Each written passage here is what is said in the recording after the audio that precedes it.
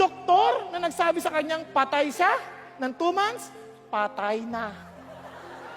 Siya, buhay pa rin. Why?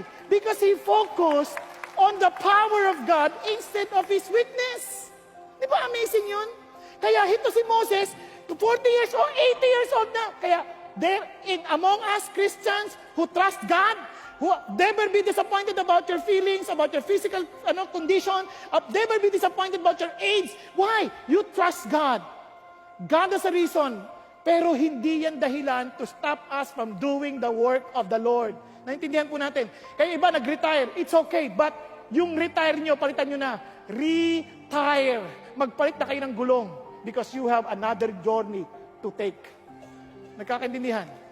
Hindi retire na, ayoko na, tapos na ako, pagod na ako. Hindi. Magpapalit gulong na ako dahil panibagong lakbayin na ang aking haharapin.